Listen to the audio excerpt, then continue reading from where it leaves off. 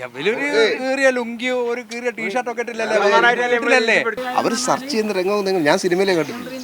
ആ വീടിന്റെ സ്റ്റെപ്പെല്ലാം കയറി പോകുമ്പോൾ കറക്റ്റ് എപ്പോൾ വേണേ ഷൂട്ട് ചെയ്യാം. അങ്ങനെ നടത്തുന്ന ഒരാള് വൈകുന്നേരം ഫുള്ളും മദ്യവും കഴിച്ച് ചിക്കനും കഴിച്ച് പന്നിയിറച്ചിയും കഴിച്ച് വലിയ ആഡംബരമായിട്ട് ഡാൻസൊക്കെ കളിച്ച് കിടക്കുന്നതാ ശരി?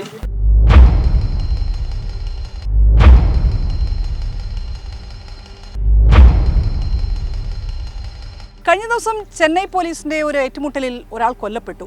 പേര് ബാലാജി. ആ ബാലാജിയെ കണ്ടപ്പോഴാണ്, പത്രത്തിലൊക്കെ ഫോട്ടോ വന്നപ്പോഴാണ് കോഴിക്കോട് പേരാമ്പ്ര വെള്ളിയൂരിലെ നാട്ടുകാർ ഒന്ന് അമ്പരുന്നത്. കാരണം കഴിഞ്ഞ 1.5 മാസമായി അവരുടെ നാട്ടിലായിരുന്നു ഈ ബാലാജി താമസിച്ചിരുന്നത്. ഇയാൾ ഒരു കൊടും ക്രിമിനലാണെന്ന് ഇവർക്കറിയില്ല. 6 കൊലപാതകം, 14 വധശ്രമം തുടങ്ങി 60ഓളം കേസുകളിലെ പ്രതിയായിരുന്നത്രേ ബാലാജി.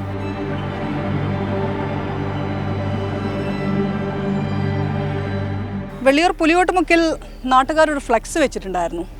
ബാലാജിയെ കൊന്ന ചെന്നൈ പോലീസിനെ അഭിവാദ്യം അർപ്പിച്ചുകൊണ്ട്. അതിന് പ്രത്യേക കാരണം കൂടിയുണ്ട്. ഈ പറഞ്ഞ പോലെ അവരെയെല്ലാം കബളിപ്പിച്ചുകൊണ്ട് കഴിഞ്ഞ 1.5 മാസം അയാൾ ഇവിടെ താമസിച്ചു എന്നുള്ളത് തന്നെയാണ് അതിനവരെ പ്രേരിപ്പിച്ചത്. ബാലാജിയെ തേടി കുറച്ചു ദിവസം മുൻപ് പേരാമ്പ്രയിൽ തമിഴ്നാട് പോലീസ് എത്തിയിരുന്നു. ഒരു സിനിമയിലെന്ന പോലെയുള്ള സംഭവങ്ങളാണ് അന്ന് അവിടെ നടന്നത്. ഇവിടെയായിരുന്നു ആദ്യം പോലീസ് വന്നത്. അതായത് ലൊക്കേഷൻ നോക്കിയിട്ടാണ് തമിഴ്നാട് പോലീസ് വന്നത്. അവർ മഫ്റ്റിയിലാണ് വന്നത്. അപ്പം ഈ വീട്ടിൽ വന്ന് അന്വേഷിച്ചപ്പം ഇവരുടെ രൂപവും എല്ലാം കണ്ടിട്ട് ഇവരുടെ വീട്ടമ്മ പേടിച്ചു.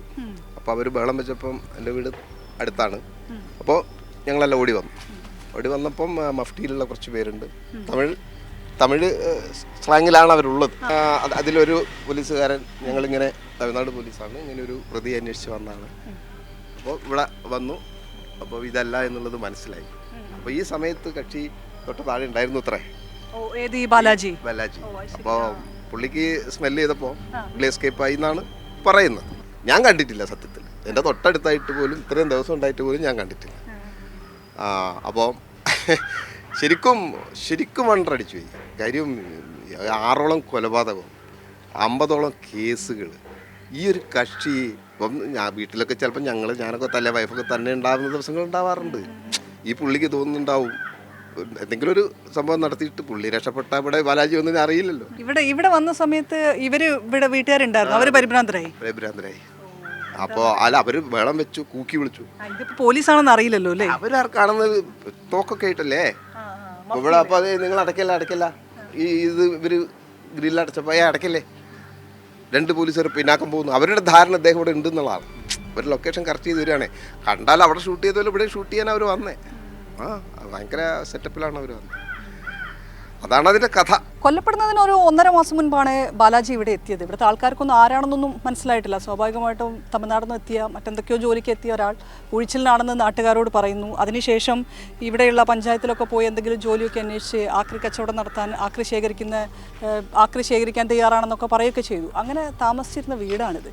ഈ വീട്ടിൽ താമസിക്കുന്ന സമയത്ത് പോലും ആളുകൾക്കൊരു സംശയമൊന്നും ഉണ്ടായിരുന്നില്ല. കാരണം ആർക്കും അറിയില്ല. കൂടുതൽ നാട്ടുകാരുമായിട്ട് അങ്ങനെ സംസാരിക്കാത്തൊരു പ്രകൃതമുള്ള ഒരാൾ കൂടിയായിരുന്നു. ലുങ്കിയിലും ഇതിലൊക്കെ വന്ന സമയത്ത് ഇവിടെ പാർപ്പ് പണിക്കാർ ഇവിടെയുള്ള സ്ത്രീ കരഞ്ഞ് മൊത്തത്തിൽ. അങ്ങനെ ആൾക്കാരൊക്കെ കൂടി. ആ സമയത്ത് ഇവിടുന്ന് ഈ വീട്ടുകാരനും ബാലാജി ഓടി രക്ഷപ്പെടുകയാണ്. ഇവരാണ് ബാലാജി നാടെ വാടകയ്ക്ക് താമസിപ്പിച്ചത്. വീട് ഇവരായിരുന്നു എടുത്തത്. അങ്ങനെയാണ് സംഭവം ഉണ്ടായത്. അങ്ങനെ കീഞ്ഞോടി. ബാലാജി ഇലോടി ഓടി, ഇവർ ഇലോടി ഓടി. അങ്ങനെയാണ് സംഭവം ഉണ്ടാകുന്നത്. ഇത്രയും വലിയൊരു ഭീകരനായ ആൾ ഇവിടെ താമസിച്ചിരുന്നു എന്നുള്ളത് തമിഴ്നാട് പോലീസ് വന്നേരാന്ന് ഞങ്ങൾ അറിയുന്നത്. അപ്പോൾ ആളുകളൊക്കെ മൊത്തത്തിൽ പേടിച്ചു പോയി. ആളുകൾ ഇവിടെ കൂടുകയും ഒക്കെ ചെയ്തിരിക്കുക. അതിനുശേഷം അറിയുന്നത് വെടിവെപ്പിൽ ബാലാജി എന്ന് പറഞ്ഞ ആൾ മരണപ്പെട്ടു എന്നുള്ളതാണ്. അതിൻ്റെ ഒരു ആശ്വാസം അന്നേരമാണ് നാട്ടുകാർക്ക് ഉണ്ടായിരുന്നത്. അപ്പം തന്നെ നാട്ടുകാർ ബോർഡ് വെച്ച്. ഈ ആളുകളൊക്കെ ആയിട്ട് നാട്ടുകാരൊക്കെ ആയിട്ട് എങ്ങനെയാണ്? നാട്ടുകാരായിട്ടൊന്നും ബന്ധമില്ല. അതായത് ബാലാജീന് അപൂർവ ആളുകളെ ഇവിടെ കണ്ടിക്കുള്ളൂ. മുകളിലെ വീട്ടിൽ പോലീസ് വന്നത് പോലീസാണെന്ന് മഫ്തിയിലായതുകൊണ്ട് അവിടുത്തെ ആൾക്കാർക്കൊന്നും മനസ്സിലായിട്ടില്ല. അവർ അതുകൊണ്ടാണ് പേടിച്ചത്. പക്ഷേ ബാലാജിക്ക് കൃത്യമായിട്ട് മനസ്സിലായിട്ടുണ്ടാവും. അവിടെ ഈ സംഭവം നടക്കുന്ന സമയത്ത് ഇതുവഴി ഇറങ്ങി ഓടി എന്നുള്ളതാണ് നാട്ടുകാർ പറയുന്നത്. ഇവിടെ മുഴുവൻ തമിഴ്നാട് പോലീസ് തെരച്ചിൽ നടത്തുകയും ചെയ്തിട്ടുണ്ട്. നമ്മളിവിടെ എൻ്റെ കമ്പനിയിലേക്ക് ഇവിടെ വെള്ളം എടുക്കുന്ന വീട്ടിൽ നിന്നാണ്.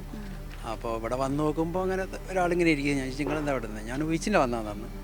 അങ്ങനെ ആടുന്ന ഒരു മാസം കഴിഞ്ഞിട്ടാന്ന് കോടതി ഓർഡർ തന്നെയാണ്, ഷൂട്ട് ചെയ്യാനുള്ള ഓർഡർ തന്നെയാണ്. 3 റിവാൾവറും ഒക്കെ ആയിട്ട് വന്നു.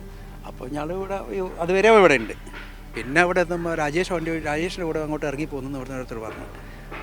ഓടിപ്പോയി, പിന്നെ കണ്ടില്ല. വാടക വീട് ഇപ്പോൾ ഒരാൾ കിട്ടണമെങ്കിൽ ഒരു പരിചയമുള്ള ആൾ സപ്പോർട്ട് ചെയ്യണം, അല്ലെങ്കിൽ വക്കീൽ എഴുതണം, വക്കീൽ അഗ്രിമെൻ്റ് എഴുതണം. ഇതൊന്നുമില്ലാതെ ഒരാൾക്ക് താമസിക്കാൻ ഇത്രയും സൗകര്യം ചെയ്ത് കൊടുക്കുന്ന ആളുകളാണ് ഇതിൻ്റെ പിന്നിലുള്ള ആളുകളെ ശ്രദ്ധിക്കേണ്ടത്. ക്രിമിനൽ ആണെന്നറിയാതെയാണ് ബാലാജിക്ക് വീടെടുത്ത് നൽകിയതെന്നാണ് വാടക വീട് സംഘടിപ്പിച്ച് നൽകിയ വ്യക്തി പറയുന്നത്.